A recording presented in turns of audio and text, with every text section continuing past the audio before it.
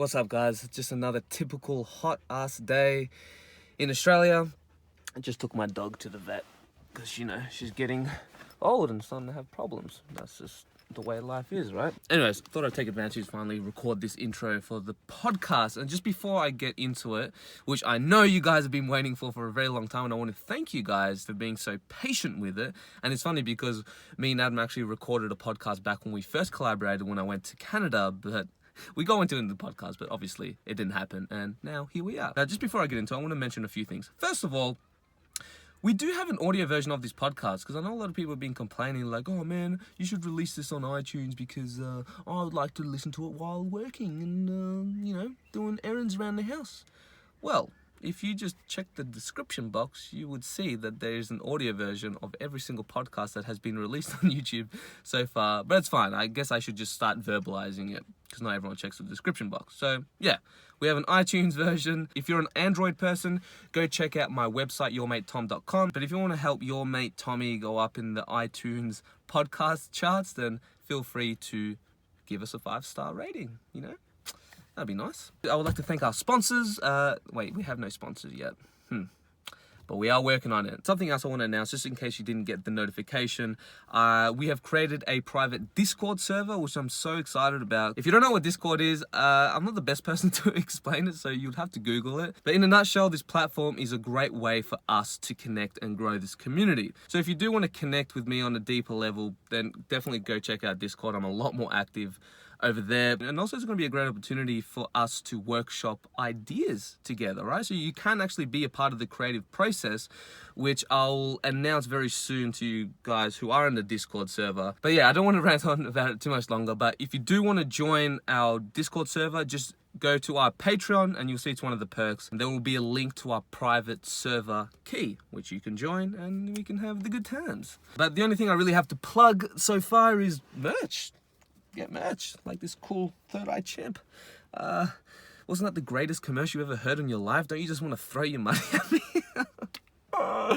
I'm sorry guys, I'm getting hot and delirious now. This car is a hot box, so I'm gonna have to keep this short. But anyways, go check out the merch store. I'm sure you'll find something that you'll like. Also supports the channel and the podcast, so yeah. Win-win. Anyways, to our next guest, who really needs no introduction. Adam from PsychedSubstance has built quite a name for himself, and he recently reached 1 million subscribers, which is absolutely insane. I remember being subscribed to him when he was like at 10,000 subscribers. Man, it's definitely been a wild journey. And yeah, I'd just like to sincerely express my gratitude for this relationship, because Adam's been a great not only a great mentor, especially during the beginning stages of my YouTube journey, but a great friend, you know. We've definitely had some interesting times together, to say the least. You guys are going to absolutely love this podcast, trust me. So stay tuned, especially to the end. This podcast was recorded on the very last day of our South Island, New Zealand trip. And it's funny because I haven't been sick in many months, and I ate something that I shouldn't have eaten, and I got ill. Right? And I started even having early symptoms of the flu and, you know, getting hot and cold flushes and the whole shebang. I seriously was not in a good place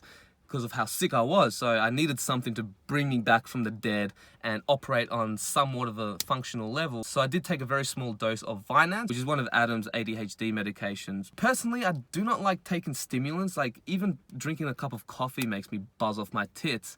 And I don't take it very often, but, you know, they do have their place, and this is one of those times. So if we do seem a bit amped up and like we're talking over each other, this would be one of the reasons, but also because we're in a rush to give the room back. Because this, you know, we were using a room that wasn't ours, it was really late, and plus we recorded a video on Adam's channel. If you haven't checked it out, I talk about my psychedelic trauma. I'll leave a link in the description box below.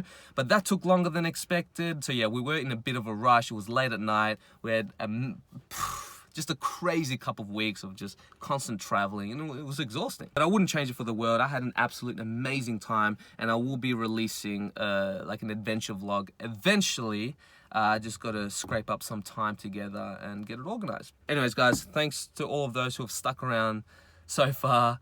And I want to thank Adam one more time for joining this podcast. I definitely want to do one again in the future. As much as I'd love to do another in-person podcast, which are my favorite format, I currently do not have the funds to just fly to Canada whenever I want. So I guess we're going to have to compromise with a Skype session, which, it's okay. It's not the same, but it's definitely better than nothing. But anyways, let us know in the comment section below if you want this to happen. And if you have any other future guest requests. But enough rambling. If you want to support the podcast, check the links in the description box below. But aside from that, enjoy, and I'll see you in the next video. Peace, guys.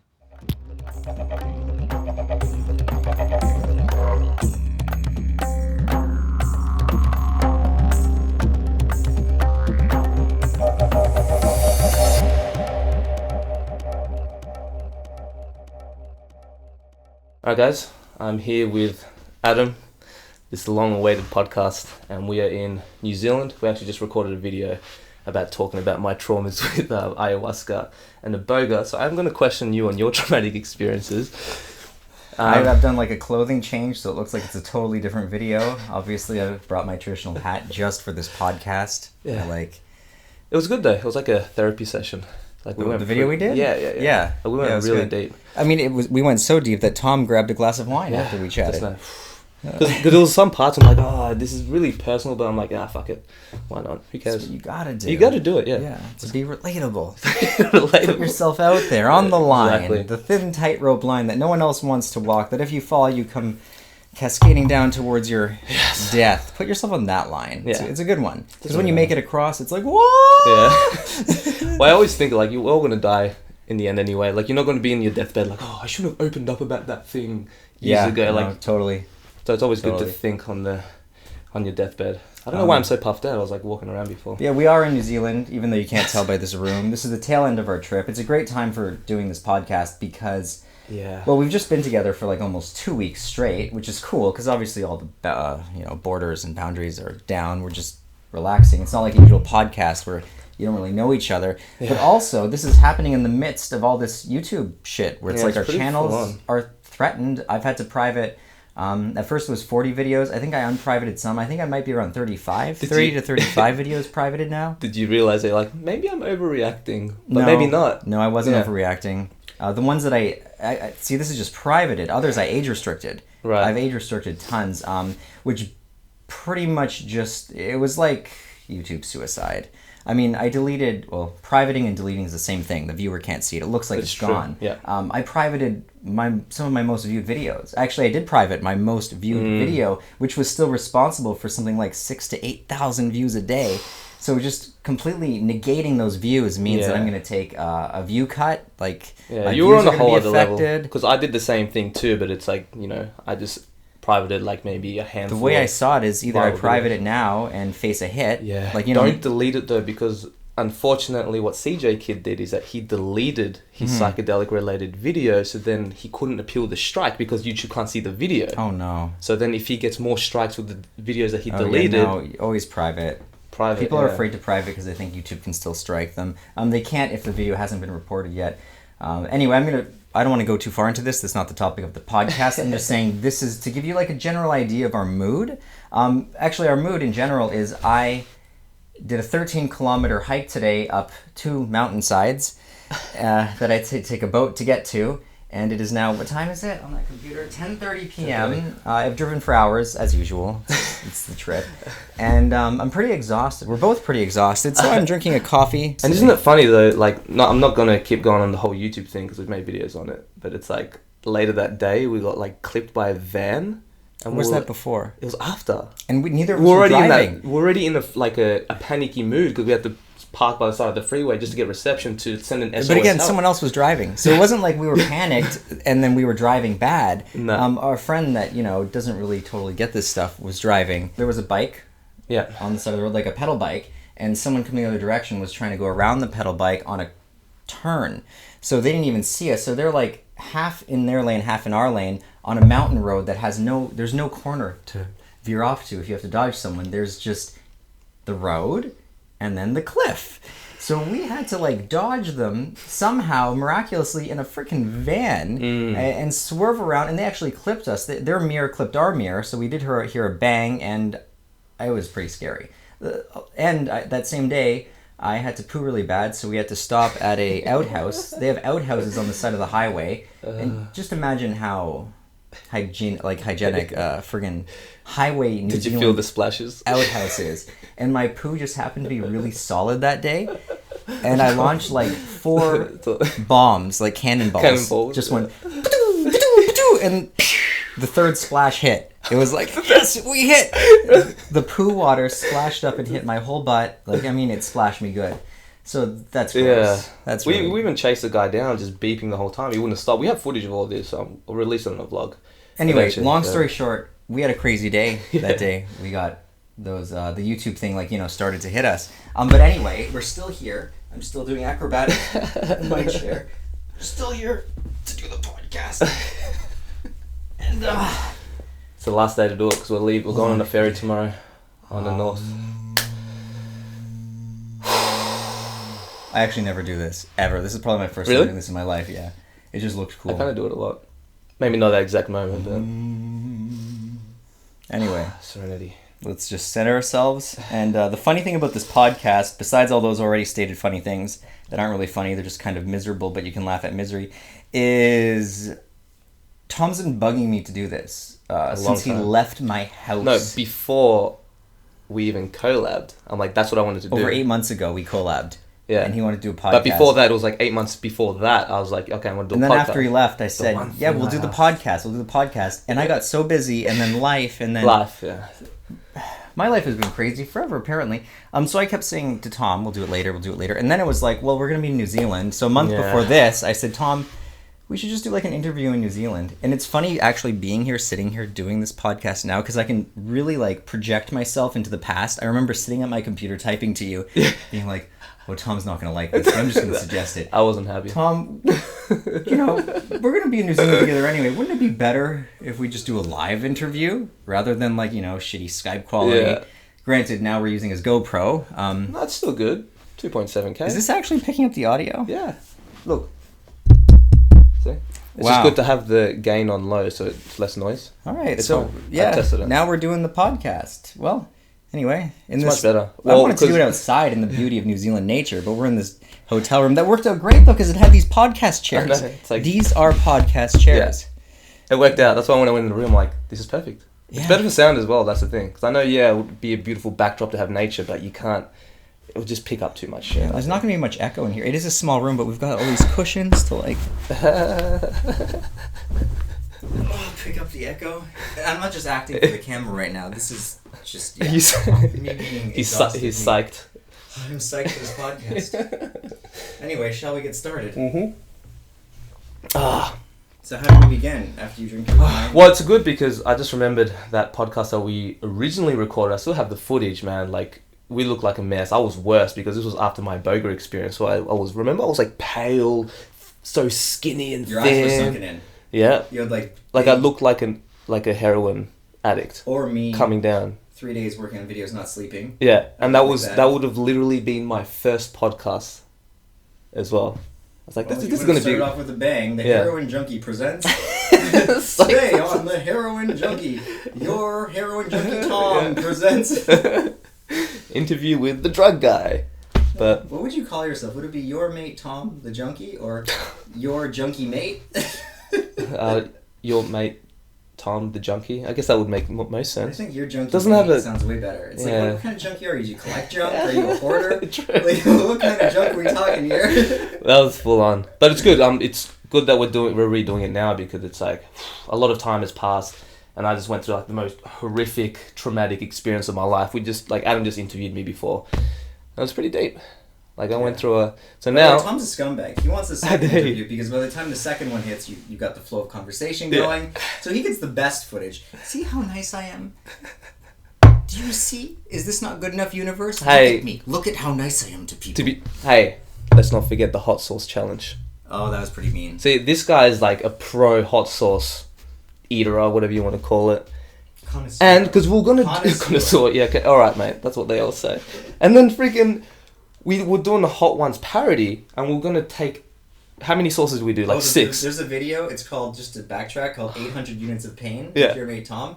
That video is literally just the end of the whole challenge. I just kind of cut it to the end. Before we had that hot sauce in that video, I didn't tell anybody, We had 6 hot ones already. So that's why we look like we're dying in the beginning. Yep. We're not scared. People thought we were just scared. No, No. we're actually already dying. That was the end of the video, and I had it for nothing. And we were generous because we wanted to put like the hot ones to shame in a sense, like because they didn't really put a lot. So we're gonna put like this much. Parody. But then I got scared that the hot ones would see it and Yeah. copyright strike me. So I was like, instead of doing a hot ones parody, let's just film ourselves eating really hot sauce because no one can strike you for that. Yeah. So what he didn't show in that video is that the next day I was like bedridden for like the whole day. So when people say that I torture my guests when I do videos with them, it's actually true. Yeah, it's true. But not with psychedelics. Hot sauce and a burger.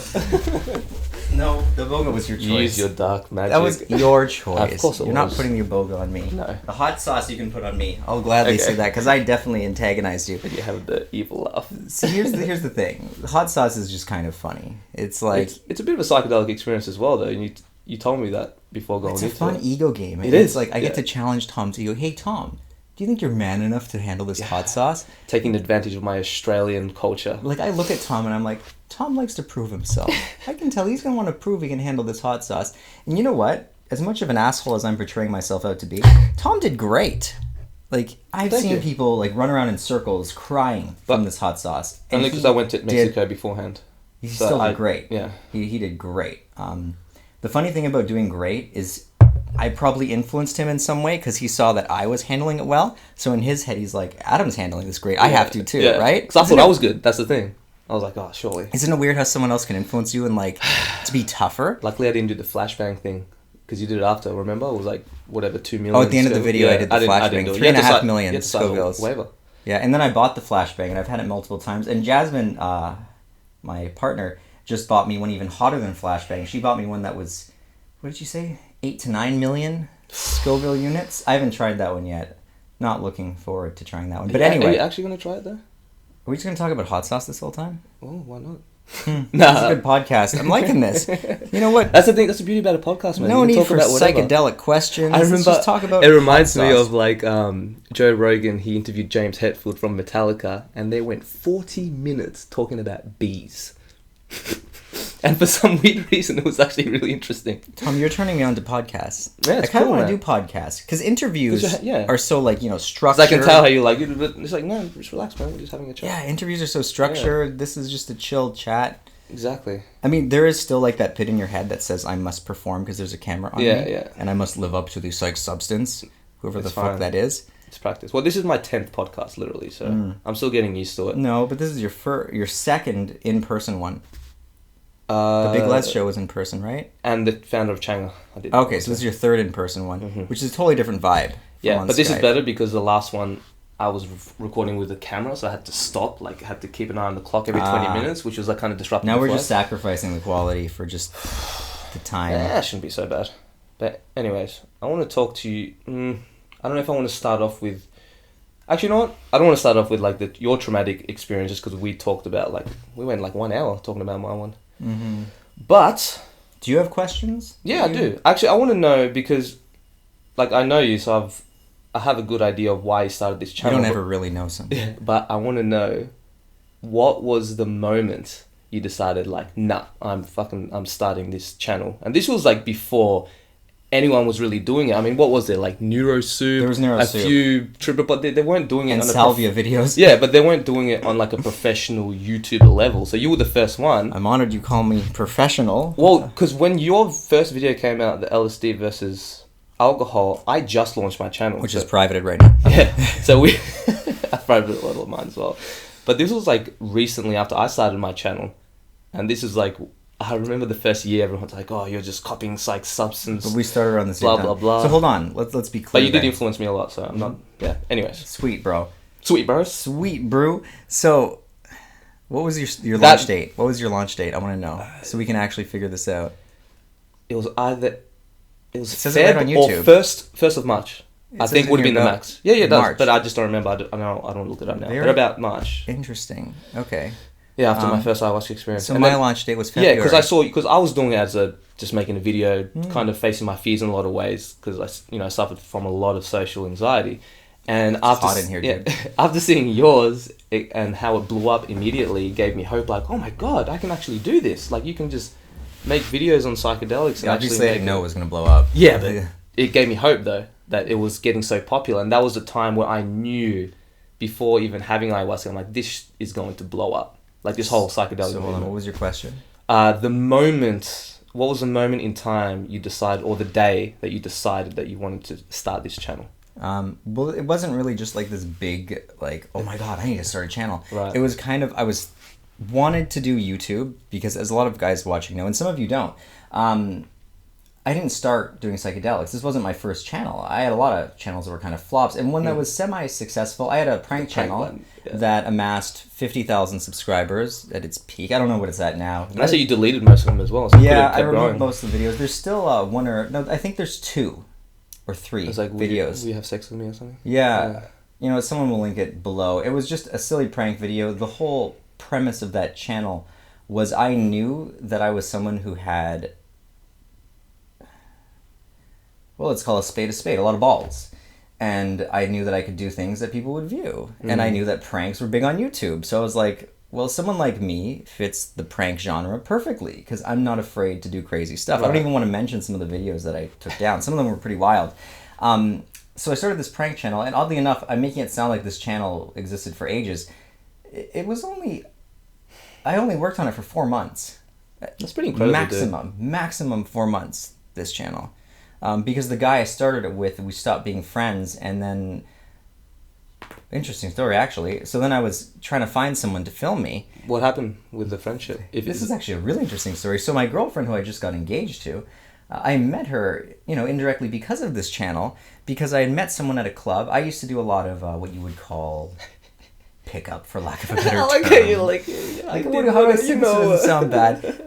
But I wasn't like your normal pickup guy. I didn't care about having sex. I was more of a validation junkie in the beginning. Like, we would just go see how many makeouts we could get. And me even starting pickup, I know I'm going way off topic, but this all started because I'm short. I'm 5'5", and I was always extremely insecure because I would always be like the shortest kid in my class in school. And obviously people are going to pick on you. They think you're short, so you're weak. So I always felt like I had to prove myself. Like, I'm not this weak short guy. But even so, it wasn't until I was about 16 that I even gained a little bit of confidence. I always just felt very insecure, shy around people, and the shyness wasn't even from being short. I was always shy. Did you get made fun of when you were in high school about being short, or was that your own thing that you projected and then maybe attracted? High school it's a totally different story. Yeah. I wouldn't really say made fun of, because I switched schools. The first school I went to, people tried to pick on me. Right. But it didn't really work. Were you a fighter? I feel like you were a fighter. Yeah. It didn't really work because I was homeschooled for a while. So I was homeschooled for a while. Right. I went to school, and I was homeschooled for a while, and then I went to high school. And the first year, I was this really skinny kid, right? And I was super awkward because now I was just used to being alone. I didn't have the social skills. No, I went to high school with like zero social skills, super shy. Like, people actually were nice at this high school, and I made friends with some nerds. Actually, Alex, if you're watching this, shout out to Alex. Alex contacted me because he saw my videos, and I actually used to know Alex. I knew him when I was at this high school. I was only at this high school for a year, and he contacted me. We met up a few times. Pretty crazy. Yeah. So yeah, it was kind of nerdy. After some really shitty experiences with women, when I was 16, I actually got my girlfriend pregnant because, she was I don't want to put people down. She's just not a very good person. Incompatible. Yeah. I'd say. Well, not even that. She's just not a good person. I'm just trying to be nice.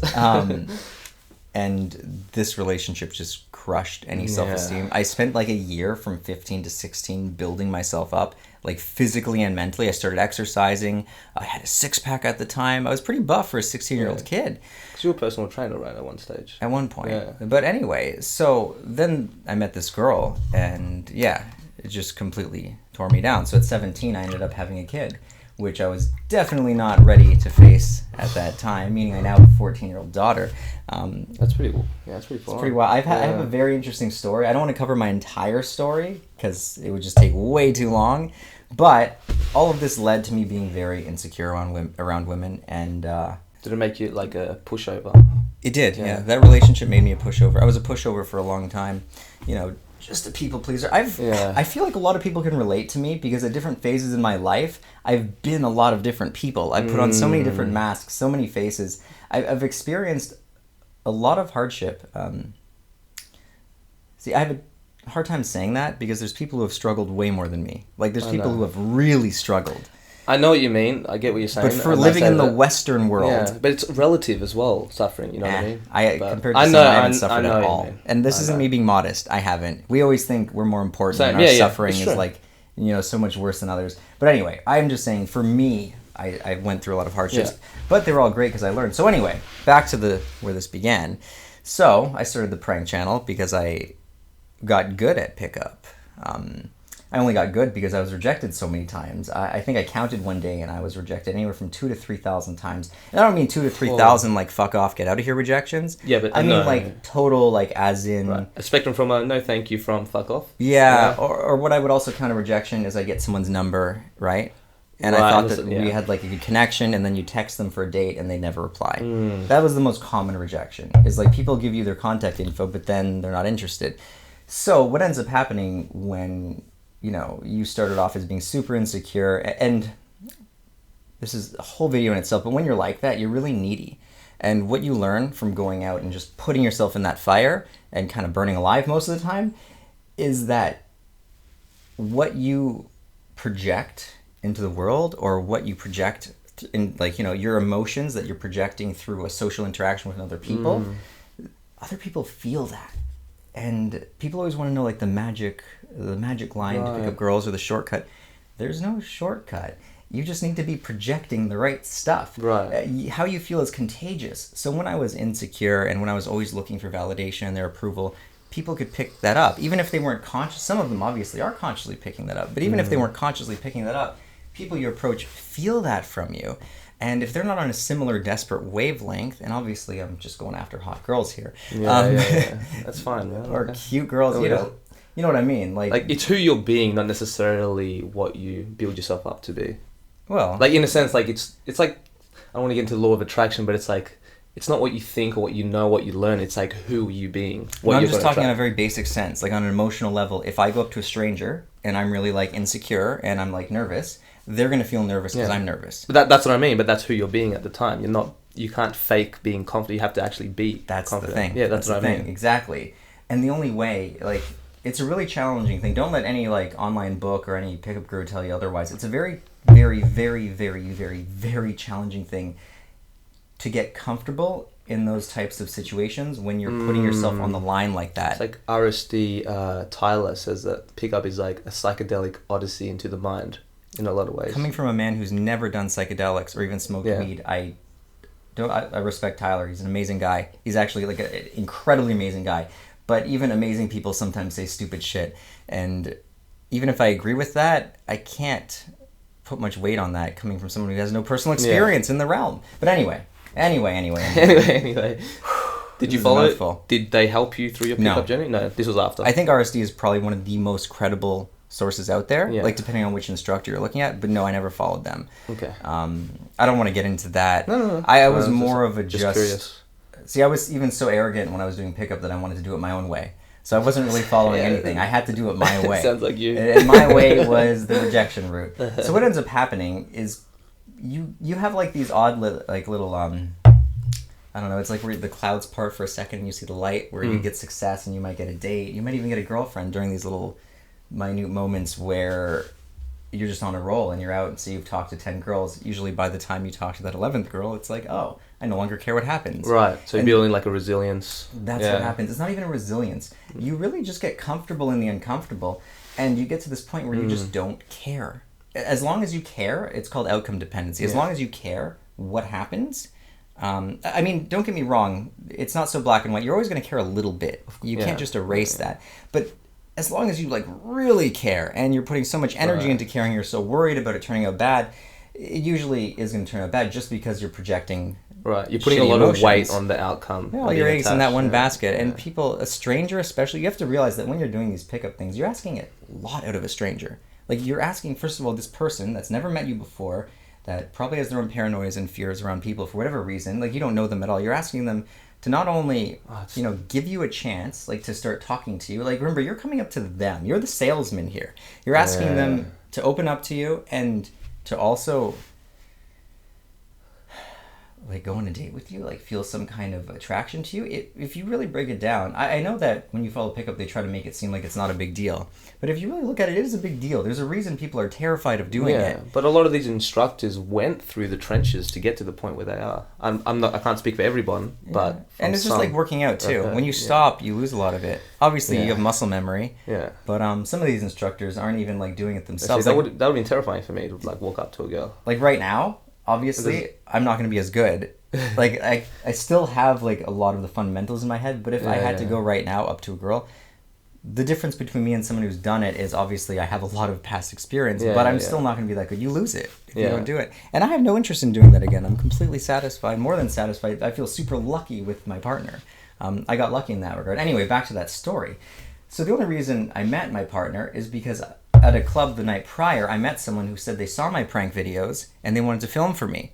So I was like, okay, so meet me at this Starbucks tomorrow at this time and we can talk about, working together. Like I said, I just need someone to film. And I was struggling to find someone to record these pranks because when you're going, one of the most popular pranks that's at over 16 million views, I actually started the whole, not to like toot my own horn, but I started the whole asking strangers to have sex thing. There's other channels who have done it and they did a way better job than me, right? Like these are professional pranksters. It. Yeah, I pioneered the asking strangers to have sex thing. For really a crazy, while, man. that was a big thing. There was like old people ask. I don't know. There was because when I saw your very first video, I'm like, this is not his first video. Like I knew straight away that this guy's done this before. Right. That was like literally one of my first thoughts I had. Was this guy's done this before? Yeah. Yeah. Well, I also knew video making. As a kid, I loved playing with cameras. Yeah. Like I had a history with video. But anyway, so I was gonna meet this guy there, and he never showed up. And I remember sitting outside. And I saw this black dude walk in with a kid, and following him was, well, at the time I thought, oh, that girl has a really nice ass. And so then I'm thinking, oh, but damn it, she's with that dude, and it looks like their kid or something. I was just really confused, and I was like, there's no way. I'm not going to approach a girl. Like I wasn't just a dog that went after everything. I obviously had morals, and I didn't want to offend anybody. Like, I'm not going to hit on someone's girlfriend. That just wasn't my style. I cared too much about people, very empathetic here. But anyway, so then she came out to the patio, and I remember I looked at my phone what time it was. I was like, okay, I'm sure the other guy's coming with like their coffees or something. And I gave it a few minutes, and I remember thinking, looked inside because I was outside on the patio waiting for this dude to come. I used to smoke, so I was smoking at this time. I was having my coffee, like, a badass, just as if smoking makes you a badass, knowing you're going to get lung cancer and die. That's exactly why I started smoking, just to be cool. I looked inside and I saw the dude. He obviously was sitting down. He wasn't coming out. I was like, okay. And I remember at this time, I really didn't feel like talking to anyone. It was like I hadn't talked. Usually after you've talked to a few people that day, it gets easier because you've already gone through the process, right? Just like filming a video, the second one's easier. Yeah. I hadn't talked to anyone. I was feeling pretty just like, I really don't want to do this. And then I just like, it's like, okay, yes. The thing that you have to understand about approaching strangers is people get this idea that they're just going to become this guy who can just talk to anyone, fearless eventually. Like if they keep working at it, eventually they can pick up anybody. They can approach anyone without fear. You just get better at feeling the fear and doing it anyway. Right. So during this instance, I definitely felt nervous. So I remember feeling nervous and just thinking, what's the harm? This guy's not showing up, just go say hi. So there was no secret line, just went over and said hi. It's a good place to be. What are you up to? Probably, I don't remember exactly, probably just that. Hey, what are you up to? And she was working on her computer. She told me, I was like, oh, I know computers. And then we started talking about websites, and then before I know it, we're chatting, and I asked her if she wanted to go on like a quick hike because we were right at a coffee shop that was near this like mountain trail. So we went on a hike. She actually just started a new job in the area. She wasn't even from the area, and she didn't know anybody. So hey, great. I said, yeah, well, fate. We can hang out again. And now that's the person that I'm engaged to. Congratulations, Pretty brother. crazy. Yeah. How it comes full circle. Had I not started the prank channel, I wouldn't have been at that bar that day. I wouldn't have met that guy, and I wouldn't have made the plans to meet him at the coffee shop at that time. And it's these kind of experiences which helped us through this YouTube crisis, because it's like, it's very easy to get in the moment and freak out, like, oh my God, this is the worst thing happening. But in foresight, you look back on it and you're like, actually, you know what? That was good because it led me to X, Y, I love how Z. you're linking it to like the YouTube crisis. Blah, blah. This is amazing. Yeah, I was never going to link it to the YouTube crisis. Are you being serious? Like, you just Fuck with me. No, I wasn't going to link it. Everything Tom's head is all like YouTube crisis. But no, that is a good point. Yeah. You can look back and you can see everything in a positive light, right? Anything. Well, it took me 9 months to finally see the positive from that last Iboga experience. So we've gotten to the point where I fully forgot the first question you asked. The moment when you decided to start this whole channel. I love how I'm still leading up to the answer to that. It's good, man. This is great. It's juicy. People are like, talk more! So, that happened. When I met her, I had finally got to the point where I wasn't just total shit. I was seeing a few girls. It wasn't like she was the only girl I was seeing. She was even seeing someone too. Like, we didn't start off... So it started as like a fling kind of thing? No, it wasn't a fling. Oh, no? We were just hanging out. Oh, right. Okay. That's the best I would call it. We were just like... Hanging out. We had good conversation. We chatted. Sometimes she needed a place to stay after work because she lived in a different city and she'd crash at my house. We were really just hanging out. But anyway, so during this period is when I was doing the prank channel, right? And... I wasn't enjoying it. Like, I liked that it was starting to blow up. And when, like, a video with pranks hit at this era of YouTube, this was, like, 2012, 2013 era. Yeah. This was, like, the prank era. It was, the key to YouTube was just start a prank channel and then boom. Right. Wait for the subscribers to There's always different eras. I think now it's, like, vlogs. Right. Yeah. There's different eras. So I was... witnessing my channel go big. One of our videos was on World Star Hip Hop and things were getting shared. Well, I mean, the video's got 16 million views, right? You said within 4 months it blew up to like, what was it? No, I only did it for 4 months. It actually blew up within, I think, 2. So you could have gone like real big. I'm guessing. It could have been 6 months I did the channel for. Like, my memory of these events are really hazy. But it was less than a year, which is like nothing. Oh, yeah, half a year, it took me almost a year to just reach 1,000 subscribers. So. Okay, no, within months we were thousands of subscribers. Yeah, but that's the thing. I liked, going out and meeting people, but I didn't like recording it.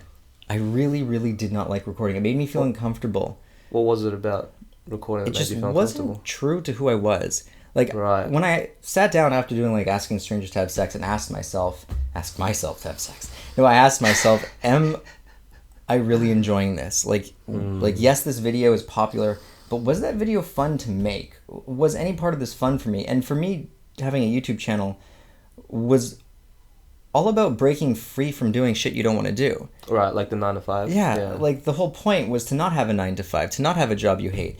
And I did more videos after that video that are, privated now, or deleted, rather. And with each video, I increasingly started to dread making videos more and more. It got to the point where it's like, I had someone to film for me again, and it's like, but do I even want to film? And I remember I was coming up with excuses as to why I didn't want to film. Actually, we filmed a lot of videos that didn't even get released. Some really crazy stuff that I don't even want to talk about, that I'm happy didn't get released. One of the ideas was... See, these were alcohol-infused ideas. Like, you had the paintings, like, should I tell this story? Should I tell this story? I don't even know. But during this period, I drank too much. Actually, this period of not knowing the pranks coincides with trying M for the first time. I tried M, after the bulk majority of the pranks. And around that time... Ever? Yeah, for the first time ever. I would have been 25 or 26. Yeah, that's a really good age, actually, to start. Well, I was still lost. But still. Yeah, I was living at like this home. Well, not this home. I was living at a student home, right? So it was really, really cheap rent. Student house. Is it what, like a hostel kind of backpackers thing, or? No, it's like a students rent a whole house and they each live in one room and they all split the rent. Okay. So I was living in a student house, meaning everyone around me was much younger than me. I was 25 or 26. They were like 19, 20. Okay. But they were all in that party phase, so I easily jumped into that party phase. And at this time, I didn't have much custody over my daughter. Like, not that I didn't want to, but I only had like every other weekend for 2 days. Right.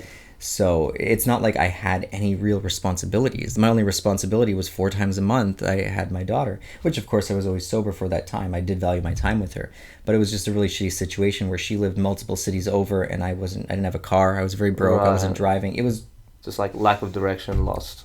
It sucked and I was feeling really low. So I started drinking a lot while I was living at that student house. That's when I tried M. When did you start drinking? Well, I got drunk for the first time, I think, at 14 or 15. Did you start binge drinking at that age? Oh, yeah. I was drinking for a long time. Alcohol was like my thing. Yeah, me too. You too? Yeah. Well, at 13, I started binge drinking a lot.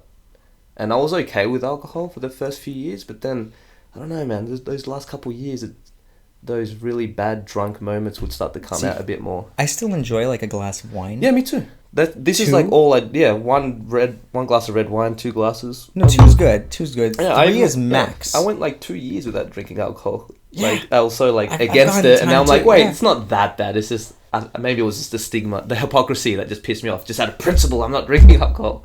But Yeah, anyway, it's an accepted drug, right? Yeah. So I'm sure it's only Canada must be similar to Australia, and you just start binge there's drinking. a big drinking culture there. Yeah. There's a lot of parallels. Well, not just between you and me, but like Canadians and Australians. I find.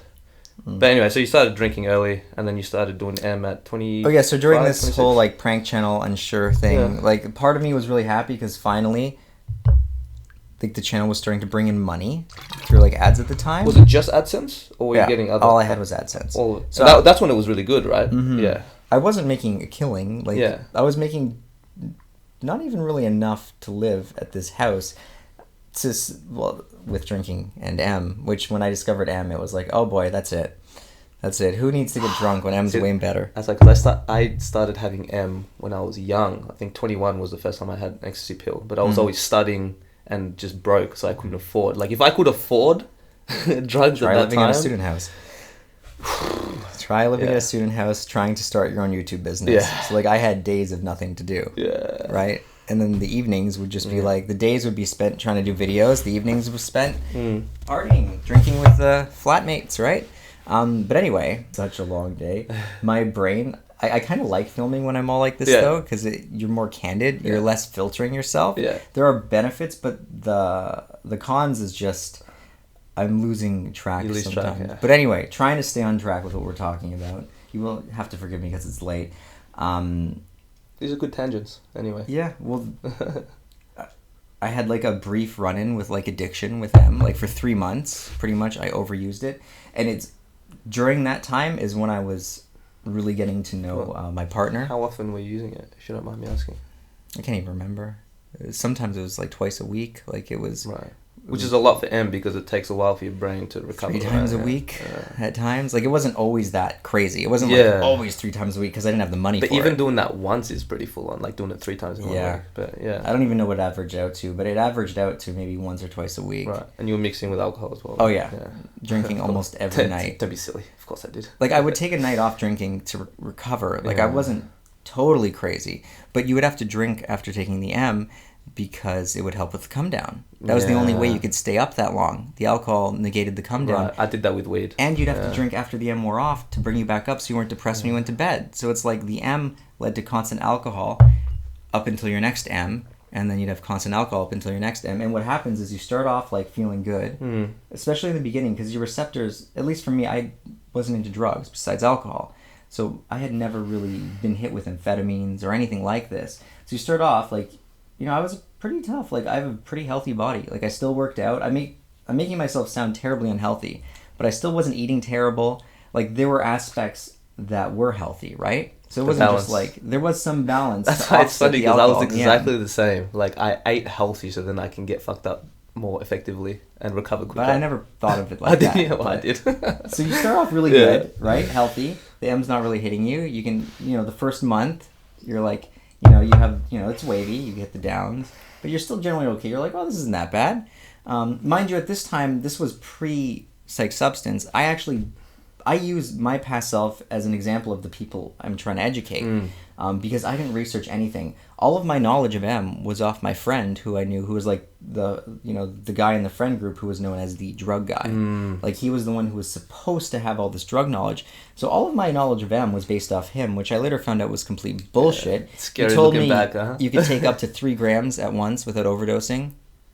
Oh yeah, which I mean maybe theoretically could be true, but you wouldn't want to test it. No, surely that would do some damage. You could die. 100% you could die all at one time. Like even if you don't die, like you're gonna get big something. risk of dying. Yeah. Like he said some shit that is just insane. Wow. Insane. One time we got M that had melted. It started off as crystals and it melted. I don't know why.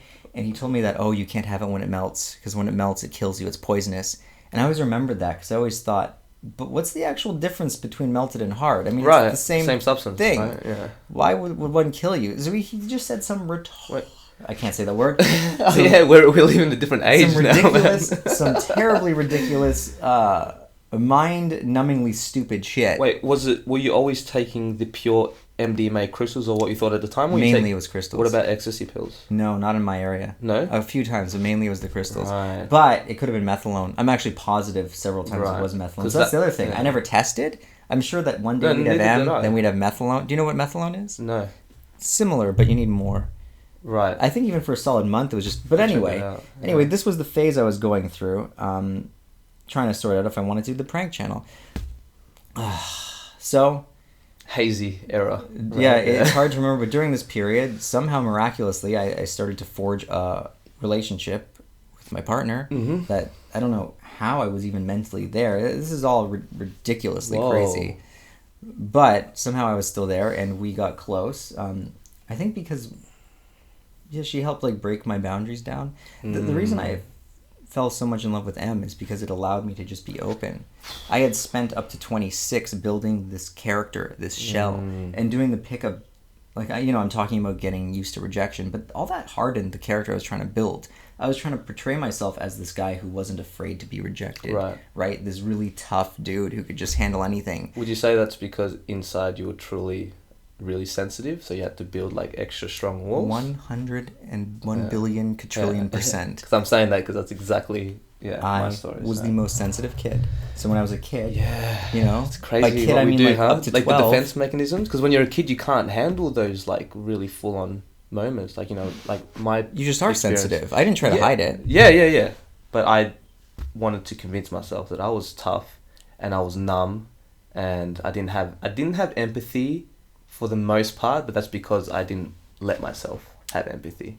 You didn't let yourself? Nah, because I never felt sorry. I don't want to say never, but most of the time I would have so much hate between people, and if I know they said something that I didn't like, I would just make up this whole story, and like if we go in an argument, if he said this, and I'll say this, and I'll smash him, and like just psychotic thoughts about. I know we were different though. Yeah, I wasn't like that. Yeah, I was like my actions and who I tried to be were conflicting. Because my mom used to say I took in all the strays. Because I would be friends with the people who no one wanted to be friends with, right?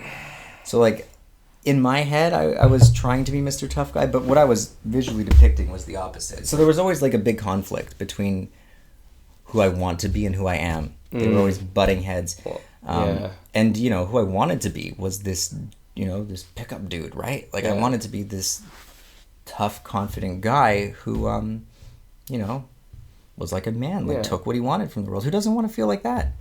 Who doesn't? Of course not. There's nothing wrong with feeling like that either. And as a teenager or a young male, it's like you have so much pressure of like trying to pick up and all these kind of things. At least in my, I can't speak for everywhere, but it was definitely like that back in the day. Well, but would you say that you like not to mention physical insecurities? Yeah, and getting in with the wrong crowd, because like I was so insecure, and I went to a high school like without knowing anyone from primary school. No, I got him with the wrong club. The first thing I did was like hang out with like the cool bad kids who were smoking cigarettes. I got into weed, I started smoking, drinking, doing rebellious shit, graffiti, all that kind of stuff. I hung out with the kids who wore bandanas after the geek school. So the geek school, that's and then I switched schools.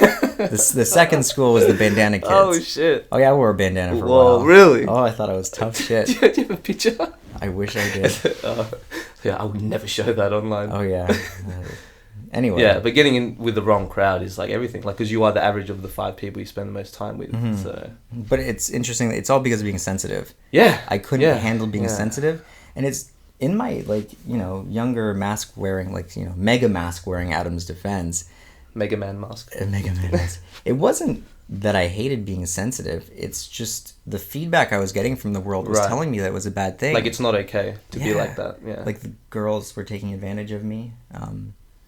I felt more insecure. I felt judged. Especially when you're a teenager, your emotions are really just developing at that point. So, like... That's when you're super insecure, man, as a teenager. It's like your emotions... Say your emotions are like a bubble. Yeah. And right now, I feel like I can contain mine. Yeah. Like, they're just... I'm not touching you with them. If Right. I want to, I can completely retract. Right. But if someone poked you with a stick back then, it's like... Oh, no, just being in Didn't a you? room. I'd feel like my emotions were everywhere. Like the bubble was surrounding everyone around me. I Right. was touching everyone. Did I you was get feeling into a them. lot of conflict and arguments and fights and stuff like that? Of course. Yeah. Yeah. That's what I mean. Yeah. Yeah. Like you couldn't just take an insult and just let it go. No, it's I'm speaking amazing. for myself, It's yeah. amazing how the most like confrontational people sometimes are the ones who like Yeah. appear to be the toughest. Yeah, Because I yeah. appeared to be pretty tough at times. Sometimes I was weak. I experienced it's. I can't just Depends say that on I was who you tough. ask. No, of course. Because not. there was so many Cer- periods. Yeah, certain situations where certain people saw you as a tough guy. But yeah, it was just a big mask. Yeah, for being it's like super the same sensitive. thing. Like when I did my first ayahuasca blog, someone from high school read it and he's like, dude, I was like so intimidated by you in high school and like this thing, like, it's so relatable, and he was like so surprised because I was so open and vulnerable. So I was a nice kid. Hopefully you helped him. Just to make it clear, I was not a bad guy at all. And the only times I ever got into fights was when someone pushed me far enough. Same. But it wasn't like someone says something and I'd go into a fight mode. No, I'm one of those guys that like I can take a lot, at least back then anyway. Mm-hmm. Like I can take so much, and I'm a very nice guy and I hardly get into fights. But when I do, it's like this switch, and it just goes, Hulk mode or whatever you want to call it. Yeah, it's hard talking about this stuff because when you say you're an asshole, people might get the wrong picture. Yeah. Like me too. I never went picking on. I never picked on people. No. I actually got pissed off from like the jocks who picked on the nerds because I was friends with the nerds during class, but outside of class it was like, no, I'm too cool for that. Right. Yeah. Right. 'Cause I was a nerd. So maybe Yeah. we didn't. We indirectly maybe. No, picked because on if people. you ask people in high school, they say, "Oh no, Tom's like the nicest guy ever. He's funny as," but it's just Yeah. because I don't want to seem like I was like this bully type character. In fact, I fucking hated bullies. Yeah, no. But- Obviously, the 5'5" guy can't really be that much of a bully. Not when in Canada the average height is like 6'1" to 6'3". Yeah. That also plays into a role. Depending on where you live, you might have different insecurities. But does it have a very like Canada? Does it have a very tough guy like be a real man kind of? Oh yeah. culture to it? Yeah. Where I It's like lived, the show, even like when I Don't was, be I a remember pussy, being mate. like 10. I remember being 10 years old in the classroom. It was like grade 5. Yeah. All the kids, no, grade 6 is when it started for me. It would have been 11. Yeah. All making a circle, and like there was the cool kids in like grade 6 is too young to really separate into groups. There was the Yeah. cool kids, and they wrote this list of the strongest guys, like who could like win the most fights. Yeah. And all the cool kids had this list, and I was like, out of 30 kids in the class, girls included in this list, at least they weren't sexist. Like, at least they included both genders in their tough list. I was like 28th out of like 30 Whoa. for like strong or tough kids. I remember this tough chick who just she was like she bet the fuck out of like 4 different girls at once who were like 4 years older than her. Girls could be scary, man. Yeah, Those dude. UFC girls? Yeah, Oof. dude. You saw them some of those girls are scary. Yeah. But anyway, back to the initial question that I am going to get around to answering. Yeah, it's all good, What man. It's all what good. started me on the channel, or what was the moment? Well, this is all that was leading up to it. So I met someone, right? My Yeah. partner, and I realized after like, it wasn't instant. Like we were casual for maybe 4 or so months, Yeah. maybe around 5 months even, of just hanging out, that like I wanted to get to know her more. So I could use some water too. Do you feel how hot it is in here? It is. Like I'm not sweating, but I can tell I'm Like getting sticky, hot. like yeah, muggy. It's sticky. Yeah, yeah. Maybe we can open the window. Do you want to try opening the window? Continue. I'll open the window. So you're going out with your girlfriend. You're going through this tough time. Oh right. So yeah. So I'm going through this tough time, like with substances, with alcohol, with just really. During this period of doing M, I was really facing like myself. Like I was trying to figure out who I was. Yeah. I was 26. I had a daughter. I didn't want to spend the rest of my life being broke or having no direction. Like I did have good jobs here and there. Like I worked as a fitness trainer for a while. In the past, I worked at a bank, but they never lasted long. It wasn't what I wanted to do or what I felt a calling for. And then when I met my partner, it was like, okay, now that I'm in a relationship, I don't want to do this pickup stuff anymore. Like I had on and off done the pickup stuff from the age of 21 to 26. That was a long time being in That's a decent the pickup time, game. yeah. There was a 2-year relationship in between there. Yeah. So there was one 2-year relationship where I basically did nothing. So realistically, it was like 3 years of doing Did you this still pickup stuff. study it while you were in the relationship, or just Not really. No? Oh, I mean, I was still into it. I mean, I cheated on her. So I was still, yeah, it was hard. It was a hard thing to shake. It wasn't that I enjoyed going out and really meeting people that much. I enjoyed the validation because I was so insecure. Yeah. So we used to have like contests, like let's see who could make out with the most girls. And it's not like my friends where I do these like make-out contests for ugly or anything. Friends who were, pretty skilled. Not even skilled, but definitely better looking than me. Right. Height, they had hair. My hair started falling out at 21. Like looks-wise, definitely better looking than me. But I still won a lot of these contests. Nice. Yeah. Nice. It's like, yes, for all you short guys out there. And sometimes even with like really tall girls, my whole like notion of what was possible just got blown away the longer I started. So you probably gave a lot of people permission to like, hey, I can do this too, kind of thing. Yeah. It's neat when you're like a minority group or a group that is seen as not as good as others. Like for example, just being bald and short is like, wow, how's that guy actually meeting all these attractive girls? It's like an extra hurdle you got to jump. Yeah, it gives other people who have hurdles inspiration. Because what you realize when you do this pickup stuff is looks don't really matter.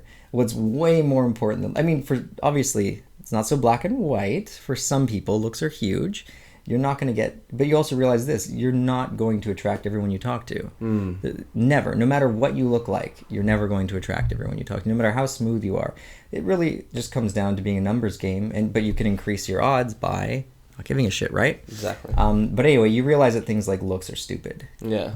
Like even, like look at Tyler Owen from, he's the head of He's the head. RSD. He's going bald. He's the guy. Redhead guy, pudgy. Big beard. He looks like a red bearded Santa. He's autistic as well. And he's autistic. And obviously this amazing guy... public speaker though. Holy shit. But he sucked. It's from Pickup he got it. Yeah. See? Obviously this guy isn't winning any looks contests. People only see the highlight reel and not the behind the scenes of something. So. But the highlight reel does show that he's, he's really good. A pretty average looking, borderline unattractive guy can do fantastic. Because it looks but anyway, that's a whole different thing. I want to get off the pickup thing. Yeah. I didn't want to do that anymore, and I didn't know what to do. I was actually trying to get over this new addiction, which was challenging. People say you can't get addicted to M, but you can definitely get addicted to feeling good and open. Exactly, because it's not the substance that has this chemical hook that gets us addicted. It's like the feeling that we want. Right. So anyway. Let me continue. I'm never going to finish this question if you don't let me continue, because I'm going to go off on another tangent because it's so late and we're all blah. It turned out she was going to New Zealand. For school. Actually, she already did like 5 years of university, but she wanted to go to New Zealand to study. You told this story on Swim. But this is way longer. This is No, I'm not saying like you already told this story. How dare you cut it off now? I just remembered. At some point, I told this story, and so I decided that it was a really hard decision because of having a daughter. Like, even though I wasn't seeing her that much, it wasn't from my choice. Like, I wanted to see her more. As part of being sad was just I felt terrible that I wasn't emotionally there for my daughter. And I came to the realization that, okay, well, if I don't go to New Zealand, and at least like she was going to be here for 4 years, so I wasn't planning to stay away from my daughter for 4 years. I thought like 10 months is fine. I mean, it sucks, but I actually didn't have a return ticket, so I was just going to fly here and play it by ear. Right. But I knew if I didn't leave, then that relationship would have ended for sure. So I was like, I definitely want to explore the possibilities with this girl, because I liked what we were building. And it was like, okay, it kind of sucked because as soon as she told me from day one she was going to New Zealand. So from the start of getting to know her, I knew that we were going to separate. And then I realized, well, I'm literally doing nothing with my life. What if I just get some shitty factory jobs, like whatever I could scrounge up at the time, which was pretty depressing jobs. And I spent like half a year saving up money to meet her. So she was here for maybe 4 months, even before I got here, 3 or 4 months, something like that. And then miraculously, I don't think she even believed I was going to do it, but I saved up enough money to be accepted for the visa.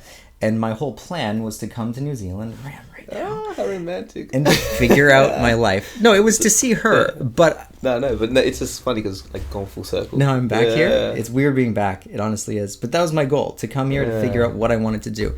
And it was while I was here that, like, I first tripped with her before we left, and that kind of got my feet wet. But prior to coming to New Zealand, I had only tried acid 2 or 3 times. Yeah. I had one DMT breakthrough. Like, so I had just started. Right, so you've had prior experience before coming to New Zealand. It was in New Zealand that like I really explored, because a lot of the people at her school were more open about it. Right. Actually, people in her class, a huge majority of them tripped for fun. Like, it was more open, at least among this group. I can't speak for all of New Zealand. Right. And because it was more open here, and because I met like a lot of people who were more into it, it was more acceptable. And we had like, obviously we didn't have a kid at this time, so there was no responsibility. So I explored psychedelics a lot. And what was it mainly? LSD? You know, I definitely tried a ton of different substances. Yeah. But mainly LSD and DMT were the primary ones that I explored while I was in New Zealand. Interesting. And yeah, it was through those experiences that they helped me so much. They helped with my addictions. The biggest thing, though, honestly, wasn't really the addictions. It was just helping me be me again. Right. Accept yourself for who you are, would you say, or? Yes, accept yourself, and also it just gave me permission to not care anymore about this mask that I was building, and to just, you know, be the sensitive guy. Yeah. To be myself. And it was like, not only that, but I had been pretending to be someone for so long. No word of a lie, I forgot who I was. Yeah. Like 100. It's amazing. You can wear a mask for so long that it's exhausting, man. No, it's not exhausting, because you forget it's a mask. No, this is what I'm saying. It's not exhausting at all, because the mask becomes you. It's like the longer you wear it, the more it tightens. Like solidifies. Yeah, until the point comes where it's infused with your true self. And when that point hits, I feel like psychedelics might be the only thing that can strip it off. Kind of cut through the bullshit and don't forget who you are. When the mask cracks off at that point, there's a lot of sensitive skin showing, so you got some healing to do.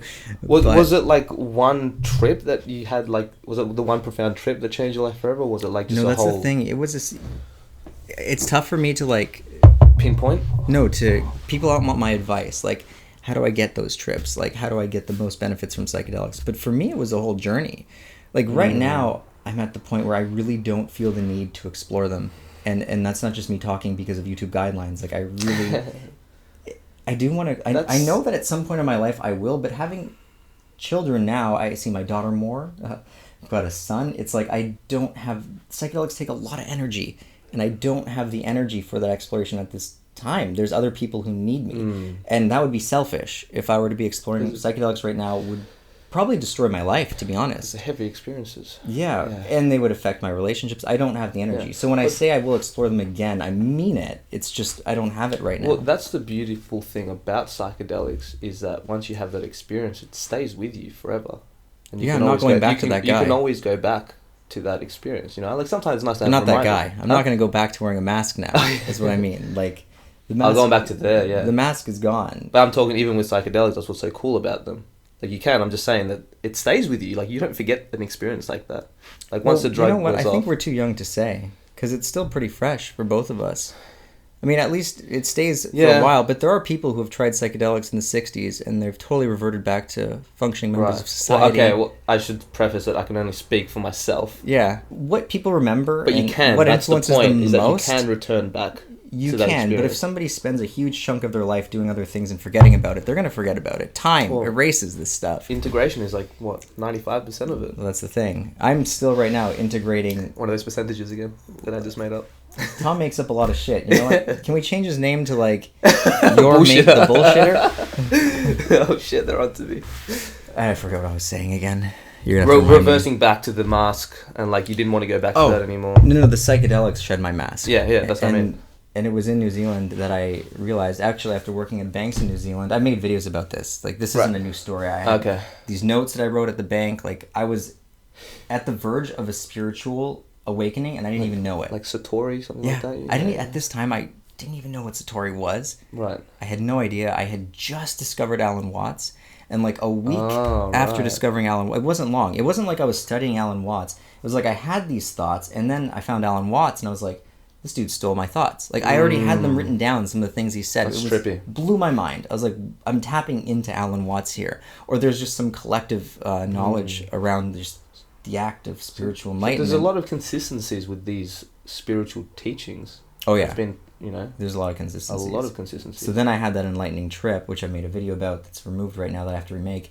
LSD with Alan Watson, like Yeah, I can remake that one so much better though. But anyway, and yeah, that was like, there was like the trips that changed me that I felt like, you know, like I said, the scale in our video, like they were putting weight on this scale, and then once that trip hit the scale, it just tipped, and there we go. I was forever changed.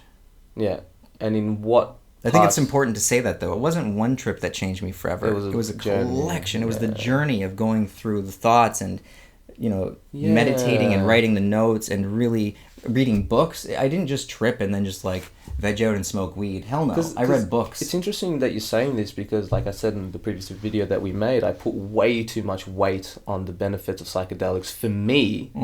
And like, for example, the ayahuasca, I gave that all the praise, like it changed me. And of course, it was an amazing catalyst that changed my life forever.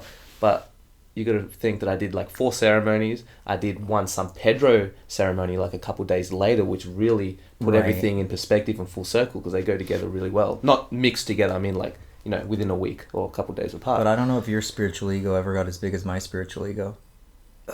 Who knows? Did you ever hit the like enlightened phase? Yes, where you of had course all I the did. answers? I was like, I thought that like if you haven't had a psychedelic trip, you don't know shit. Maybe our egos were our spiritual egos were the same size. Massive spiritual ego, man. I like to call it the psychedelic warrior. Like, this is the cure for all. They should put mushrooms in the water supply. Yeah. And the world would be changed. Didn't Joe forever. Rogan say that? They should put... I don't know if he said that, but someone put, mentioned it. This is no, early Joe Rogan days. did. If everyone... He proposed a question. This was like years and years ago when he was like all into He was this really stuff. like a... Yeah. He said if everyone like ate mushrooms, the world would be a different place or something. And it would be a different place, but not as profound as you might think, because it takes a lot of work afterwards to integrate those heavy experiences. Well, plus, these are tools. Yeah, and the tools can only work with what they're given. Exactly. Like, for example, if I see a dude and he's got like a van, right? He's got tons of equipment in his van. He's got saws. And I ask that guy, hey, you know what? You've got a van. Can you go cut this tree down and collect me a bunch of firewood? He'd be like, oh, you know what? Yeah, I never thought that I could use all these tools for that. I mean, I've got everything. I've got the saw, like the chainsaw. I've got the van to carry the wood. I can totally do that job. Now you go ask like just some civilian walking, you know, holding their paper bag, getting drunk, just stumbling around, totally confused. You know what? Here's the instruction manual for cutting down a tree. I need you to go cut this tree down. You know, and not giving them the tools or telling them what tools they need. Just saying, cut this tree down and bring me the firewood. No way of doing it. No. They're going to be totally confused. They're just going to go walk by the tree, be like, oh, okay. Yep, can't do this, and just walk off. They're not even going to try to like figure out how to do it because they don't have the tools to get it done. They're just going to they're just going to dismiss it. So it's like I feel like psychedelics work best with people who already have the tools or who are on their way of acquiring the tools. Building the foundation of their mind. You have to learning psychology, ask the right questions. Yeah. Otherwise, it's like you're not going to give someone mushrooms and watch them have a spiritual awakening. But here's the thing: what can happen to the guy drinking that alcohol with the paper bag, the homeless man who has no way of getting the firewood? He can have that trip. He can go look at the tree, and he can go like, "I never saw this tree before. Yeah, there's a tree here. It's definitely possible. I've never seen the tree." And then he can go for a couple of weeks can pass. He can see a saw. Oh, you know what? This could be good for cutting down that tree. And then eventually they can put the pieces together. But it's not going to be this instantaneous And like any tool, like a hammer, you can use it to build a house or smash it down as well. And they'll probably have to trip again. Yeah. Well, because it's interesting, because what really changed my life, obviously, apart from those trips, is that I was going through a transition, quitting my last job and what I was studying, engineering, and then I studied psychology, had this whole new life, a new job, doing all these things, starting this YouTube channel. So there was a lot into it, which kind of solidified that ayahuasca experience. It wasn't just the ceremony, because most people, I wouldn't say, have long-lasting change just from one trip, based on from what I've observed. No. If they don't do the work. Even people who trip a lot don't have the long-lasting. See, psychedelics are they're very fascinating to me, because there are people who can trip just for fun, and for their whole life they can gain practically nothing from it. Yeah. I know a lot of people like that. Insights like there's more to this world, but it's no different than someone who believes in science fiction, right? Right. Like, oh, there's probably aliens. Like, right. So there's some people who just look at symbols like, whoa, look at these tribal patterns, and other ones like, oh my god, when I was 8 years old, I did this thing, and that's why I have this personality trait, and like, you know. Yeah, there's people who are going to try to figure stuff out and who are going to learn and grow from it, and there's people who aren't, and that's why it's a really interesting drug compared to anything else. Pretty much anything else. Because it amplifies your state of consciousness at the time. It's interesting stuff. It's interesting because it's working with what you give it. It's not going to give you things that you don't have. It can, show you glimpses of how to achieve, or what to do, but it's not going to do it for you. Yeah. It really is like, when used in a specific way, they are like enlightenment hacks or spirituality hacks, whatever you want to call it. They're a way to quickly and efficiently access information that would probably take years and years and years, or maybe even never. For the average person, because remember that some people, grow up meditating their whole life and they're all open to this kind of stuff. Right. So there's always exceptions, but it's very... Speaking for me, I was never going to get to that point. I agree. I can't say never, but at that point in my life, I wasn't asking those questions. You have your head start, like a push, there you go. But that's the thing. I was the guy with the paper, I was the drunk guy. Yeah. I had the trip and I was like, whoa, there's something here. This is what I thought. I didn't trip and then get enlightened. My first trip was just, that was terrifying. This is what I thought. I thought that was absolutely terrifying. But there's something there. I feel like I can gain some knowledge or insight from this, and that curiosity. Did you think like that intuitively, or did you, were you studying people talk about psychedelics, like Joe Rogan, for example? Oh, no. No, that's the interesting thing about my journey. I wasn't influenced by anybody. Right. I didn't listen to Joe Rogan. I did zero research. That's why now I'm the opposite. I do so much research. I was the opposite, except after my first mushroom trip, then I started doing research. I thought it was just, these are drugs to get high and trip out. And I had a very profound experience. But did you know that, I didn't even, for example, when I had the enlightening thing, I didn't even know that you could get enlightened off acid. I didn't have any influence saying if you do acid, you'll get enlightened. So no one put that suggestion in my head. That's why I think my story's good. Because, for some people's stories, it's I did acid and I got enlightened, but I was already reading this book and that book, and I was already thinking about enlightenment, and I was already, reading about... You had no preconceptions on what this thing, the potential of what this thing can do, right? I had no idea that it could cause such an experience. And that just, I think, makes them look much more powerful to an onlooker. Yeah, but they cannot, they're a double-edged sword. I've experienced both sides. They can be terrifying. Yeah. They've caused hell. But anyway, we'll go to that after your... I'm right at the end of this, finally. That's what happened. Yeah. I had these experiences in New Zealand, and while I was in New Zealand, I was like, my point of coming here was to decide what I wanted to do, and I stopped thinking about it for the rest of my life. I just thought, what do I want to do right now? Let's focus on what feels good now. And it was due to the enlightening experiences, that's when I started researching them. So I was like, okay, now because I've had these experiences, I went on a crazy binge. So I would be binge? I would be called someone who's been diagnosed as ADHD. Yeah. Whether you believe it or not, that's a whole other thing. I don't want to get into it, yeah. But what a lot of people have this in common who have ADHD is when they don't care, which is usually everything. They don't. Their focus is really all over the place. But when they're really into something, they get this laser focus where it's obsessive compulsive and it's all they can do. So I was so obsessed with learning absolutely everything I could about psychedelics. It was all I did was read different compounds. I built up this incredible knowledge base where I didn't know a single person who knew just, obviously with Wikipedia you can learn everything, but just off the back of their head, or who even had the experience. Anyone can read what a compound can do, but not anyone has the personal experience to really talk about certain pitfalls or dangers of the drugs that you only learn from having experience. So I was like, I have this knowledge and I need to get it out. I can help people. And I saw that there was nobody relatable talking about this stuff. There was this girl who, I don't want to insult anybody, but she just didn't look relatable to me. She didn't look like someone that people could watch and really learn from beyond just the same as reading a Wikipedia article. She knew her stuff, but from an outsider perspective, it might not have looked the best. And from a marketer's perspective, I saw this big hole in YouTube. There was nobody doing this stuff. And I was like, okay, first of all, I love talking about this stuff. All of my friends are pissed at me. All my friends, I lost a lot of friends, by the way. Yeah. Just because they couldn't relate to this new Adam. And the ones that I kept were so tired of hearing me talk about drugs. And I literally said to them, you know what, if you guys are tired about me talking about this, I'll find someone who isn't tired.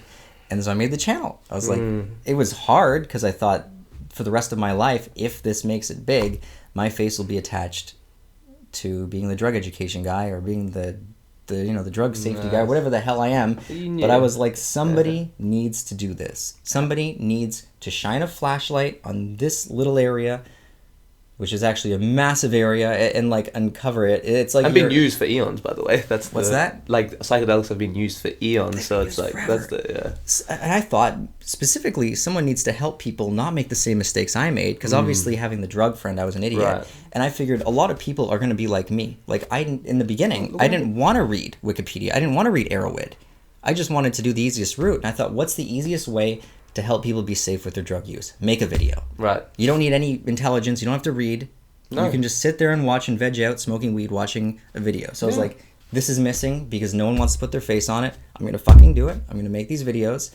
And the stigma needs to be destroyed. Because at the time, again, psychedelic warrior phase, I was just seeing the benefits. I mean, I could, even in the beginning, I knew they could be dangerous. But you swept them under the rug, right? Like, no, I still made videos about dangers. I've always tried to be more balanced, but it wasn't until more recent times after having, in the beginning it was like I had these tons of positive experiences and a few nasty ones. And then as I really pushed it, when I should have taken a break, I saw the dark side. And I'm glad it's hilarious. Right. Like, you had an actual bad trip, because I used to say there's no such thing as a bad trip, which is bullshit. There is definitely bad trips. I had similar to Tom, where I had to be literally the same. I had to be held down by friends because they thought I was going to hurt someone or hurt myself. So I saw the dark side, and thank God I did, because now it gives me the best stance. I have a balance. This isn't bullshit. I have a balanced view, 100% balanced, non-biased view, which is great. And here we are. So here we are. That is the massively long story of what led to starting PsychedSubstance, and its success was a total surprise. Like, I didn't start it. It blew up. Your first video was like viral like millions of views within like crazy. It's like the universe says, "Good job, Adam. Good job. Hope you were listening. Yeah. You finally listen. We will reward you. Listen more." So it was. Would you say it was more to reduce the social stigma behind it? That was like the main reason. In the beginning? In the beginning, I'm talking about. We're talking about 3 years ago. It was both. My personal focus was definitely more to the stigma. But it was always both. Yeah. And how that's wavered is now my main focus is the harm reduction. Because now I see the bigger picture, and I realize in order to destroy the stigma, first, we have to reduce the amount of harm that not just psychedelics, that all drugs are causing. Right. Because if they cause less harm, then more society is going to look at them as, safe, not dangerous things. It's always one guy that ruins it for everybody else. Yeah. It happens, man. It happens. Anyway, I'm totally just used up after that whole answer. And it is 11:40 now? Wow. It's only been an hour. It's already been an hour of me talking about one question. That's awesome, though. You had some pretty heavy experiences, and this is where we share some similarities, and psychedelics can be... The experiences are very polarizing, for sure. Like, you can either have the most divine, amazing experience, or really terrifying one, and anything in between, but I have a very, extreme personality, so I've experienced kind of both ends of the spectrum, personally speaking. And they can shake you up. And more than shake you up, they can kill you. Yeah, and it's happened. I've the retreat that I went to the first time around, even though it wasn't from psychedelics, it was from a tobacco purge, but it happens, even through ayahuasca, because ayahuasca is it's so profound and very healing. Don't get me wrong. This was my substance that I preach the most, but I feel like it has more dangers than, let's say, mushrooms or LSD, just because, even just from the fact that it's 2 ingredients mixed in one, you don't know what you're getting, every retreat's different, and as soon as money gets involved, there's no regulations on ayahuasca, by the way, so you can open up, let's say Johnny has a profound trip, he's like, you know what, I'm going to start an ayahuasca retreat, and then you've got this guy who has no experience, doesn't know what to do if someone has the most horrendous experience, because you got to realize that maybe Johnny has a business sense and gets customers. Yeah, that's bad. No, but there was a documentary on this. He was like a Wall Street guy. He opened up a ayahuasca retreat center, and he just left them by themselves to drink in the tent. And he had a few people wandering off, dying. They had to shut off, and it's happened a lot of times. But my point is that there's no regulation in the ayahuasca tourism, and there's a lot of charlatans that flock. It's like, hey, there's money here to be made. That's why a lot of traumatic experiences happen. Because they don't know what to do. Well, that, and you've got a lot of retreats that don't have first aid training. Just really simple things like that. Some retreats are like a 4-hour boat ride deep in the jungle, so if shit hits the fan and they need to take this guy to the hospital, you know what I mean? So that's why you got to really do your research if you're going to do that. And it sounds terrifying to be honest. It's one of those things. It's like having a heart surgery and just going to any surgeon that you find. You got to do your research, man. This is like psychic surgery in a lot of ways, because you're opening yourself up to all these dimensions, and some people take advantage. See, I've never been to an ayahuasca retreat, so we've got a difference there. Yeah, it can be pretty full on, but it's in the dark as well. See, I'm just not interested. I'm so not interested. It's fair. San Pedro was a lot more beautiful because it was during the day. It was like you're seeing mountains, similar to New Zealand actually. It feels like you were in Lord of the Rings. It was really cool. Have you had any... Oh my god, if I want to do a ceremony, San Pedro's the way to go. Yeah, because it's not necessary. Like, you can do it with the shaman, and they do have it there, but it's more like you do an opening ceremony and that you kind of just do your own thing. So, which is good. Like, you know what I mean? You can just kind of go off in the corner if you want to, and just... It's interesting sitting here, listening to you talk about these substances. It's also interesting being on a trip with you, because we've been sitting beside each other a lot in the car. Anyone watching, we're in a van, and the way the seating has been, for most of it, has been, I've been driving, like 85% of the time. I've been driving, Tom's sitting beside me. So Tom, if he wants to talk to someone, he's pretty much chatting to me. And for someone who says they never want to trip again, he sure talks a lot about psychedelics. Because they're fascinating, and I will continue to talk about them. Yeah, it's just interesting that you think that someone who had such terrifying experiences, or who was so put off by them, would want to maybe gain some distance. But no, you keep them pretty close. You talk about it a lot. Well, cause it's more about the lessons and stuff like that I've learned. Because it's a good psychological tool to kind of just swim around in your psyche. Yeah, I find it. I don't know, that's not the vibe I get. And I'm not trying to influence you or anything. Just the vibe I get is you say you're done and there's no lessons there, but it seems pretty obvious to me that there's still something for you to explore there. Maybe just not yet. And I don't want to say this because I'm aware of how we can influence others. I don't want to influence you and get you like, oh shit, no, I don't want to visit that, I'm too scared. Maybe in 20 years, like, who knows? Who knows? But from an outsider, maybe you're right, maybe it's just your fascination. It just seems to me like you're not totally done there. Maybe once you've had like your mind blown open and you've seen that beauty, maybe you'll never be totally done. Because the only thing that kind of makes me wary about, like, at least going back so soon is, like, I don't know about you, but every psychedelic trip that I have, it's like the boundaries between what I don't know expands. So, like, I learn more, but then I don't know. So my advice as the drug safety guy, which my only credibility is just how many people enjoy my channel or who say they've learned from me, is don't go back anytime soon. And that's not like a challenge to your ego. I'm not saying this so that like you'll be like, oh, I should go back. I'm good. I know you're not. I'm more so saying that for people watching. Right. But yeah, I think you're definitely right in taking a break. If I want people get the message that they should take a break, like I did myself, all the scary stuff happens when you don't listen. I've ignored that message. Me too. That's when the scary stuff happens. It is. Like, listen to the message. Even if you don't believe in like the universe giving you messages, it's your body. For example, your body tells you when you're full. If you eat a lot of food and you're full, your body will tell you. If you keep eating, you might puke, right? Or you're just going to get really fat and hate your life eventually. So, listen to your body. It knows best. And it depends on where you are, because it's like, yeah, sure, I've done a lot of work on myself, but there's so much to go.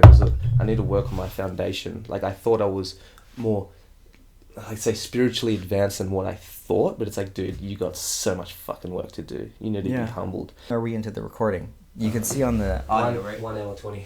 Oh, we're almost to the end. We could always do another one. Yeah. Like, we could do a Skype one if I'm not so crazy busy. Because 1 hour, it's already getting to be long. Yeah. You like to keep them at an hour and a half, right? An hour and a half to it. I bet you most people are going to be like, no, make this longer, make this 3 hours. But logistics come into play. Yeah, of course. We could also record the second half somewhere else. True. That's possible too. We can watch this back, but right. let's just in try to case, to the let's just pretend that this is the last one. All right. What has been your experiences with the more terrifying trips? And I'm not just talking the the challenging ones. It's like scary at the time, but then you realize like, oh wow, I learned this about myself. I'm talking about like the true fucking terrifying one that shakes you to your core. What has been your experience with that? I mean, videos talking about the experience. Be more specific. Like, what was, because you had a really traumatic trip before. I think it was your last trip before we had, our first collab. Mm-hmm. How do you think that went wrong, and how did it affect your life afterwards? Well, it largely went wrong because I tripped with the intent to prove to myself that I could still trip. And I was tripping with two friends, one who I didn't really know very well, and the other friend who I didn't see that often. And like, when you don't see someone that often, you lose touch. You don't feel as comfortable around them. So the setting wasn't right. And these two guys were good friends, very supportive, super proud of me that I was having this success on YouTube and I was making my living doing what I love doing. So it wasn't about that. It was mainly my own shit. I went into it thinking that I had to prove to myself and them that I was the psychedelic dude, that I could handle this. Because I had a few trips before that went dark, and they made me think like, okay, how could I be this guy on YouTube who talks about psychedelics and who wants to destroy the stigma, but who himself personally is struggling? And which was a contrast, because in the beginning when I would trip, I would take very, like, a decent dose. I was never like a crazy warrior where I took over the top doses, but I could handle myself. Like if I was in a group and other people were kind of freaking out, I was always calm. Nice. I was like the rock of the group. I was always able to help calm other people down. Designated trip sitter. Yeah, even while tripping. Yeah. I always, like, if someone else had a problem, I would be there for them. Yeah. So in my mind, I gave myself the title of the guy who could handle himself, right? Right. And then once you start this channel, now it's like there's a whole bunch of other people that you've never met around the world. And just knowing that that they've given you this title of like you should be able to handle this stuff. Yes, better. You're like you've got to handle this stuff. Guy. Yeah. And the funny thing about psychedelics is as soon as you put those expectations out there, at least for me, I can only speak from my own experience, but once I put that into the world, that I'm the guy who can handle himself, I'm the psychedelic dude that, I know what to do, I can manage bad trips. Well, first of all, I got arrogant and I didn't follow my own advice, my own rules of like, when it's safe to trip, when it's not, because even though you're preaching these rules, the ego started building back up. The spiritual ego built back up. And my spiritual ego thought that I was the dude who could handle himself. And so it's like now the normal rules of set and setting don't really apply because I know how to handle myself. Sometimes that happens, like you dissolve your ego and you're like, yes, I've killed the ego, but then it just comes back stronger. Right. If you're not careful. Well, so that's what happened to me. Yeah. I started believing, I put on a new mask. Yeah. So I had stripped my mask and then I said, oh, this is a pretty one. Let's wear this one for a while. It's sparkly, it swirls, it moves when you look at it. This is a pretty one. It's the trippy mask. Yeah. It's like, I'm the dude who can trip. But, yeah, you soon learn that that's not true. In hindsight, though, had I just followed set and setting, I probably wouldn't have had the bad trips. Like, it was because of that ego, and I thought that I could trip even when it wasn't ideal. And my intent during, the terror trip where I have videos about, it's called Worst Trip of My Life. During this experience, my friends had to physically hold me down because I was just a blank slate. I was like in pure psychosis. Yeah. It was terrifying in the sense that I actually can't really remember fighting them too clearly. Very, very faint. It was scary in the sense that I was just blackout gone. Yeah. And like I'm afraid because I'm thinking, like when someone's in that state, what they could, easily, like I wasn't trying to hurt people, but I could have hurt myself so easily. I could have easily indirectly hurt people by running into traffic and like my body hurting their car. Because you're not there. The driver's gone. It's scary when the driver's gone because the car's still going and it doesn't know when to turn. And it's going like 100 k's an hour. Yeah, it's going faster. But anyway, I had that experience. Obviously, again, I've learned, looking back, how I could have prevented that. But it showed me a lot. It taught me a lot about what safe use looks like. Personally, that was difficult to get over. I can't even say I'm 100% over it. I don't think I'm not going to make up a percent like Tom. I'm not a professional percent maker-upper, but I am definitely not. You just have to practice one day. One day I can practice making up my percents on the spot. I'm not 100% over it. It's a fine art. But for the most part, I've learned a lot. But more than 50%. Sure. I've managed to use that experience as like a springboard to better my knowledge base and to understand psychedelics on a different level. Yeah. So I'm grateful for it. Yeah. But the funny thing is that's definitely not the reason why I don't trip. The reason is I don't have the calling right now. Yeah. And that's not like my ego making up excuses. Like I can trip. I have. I just don't have the calling, and I have so many responsibilities. But again, yeah. I think it's a commitment to have a trip. It is a commitment. It is a commitment. I mean, just time. Like, it's a full day. I could see myself committing to like one trip a year right now. Like maybe making the time, like even though I'm so busy. But I could, not more than that. It is a commitment. But anyway, what was the question again? Just about your bad trip and how did it affect you. How it affects me.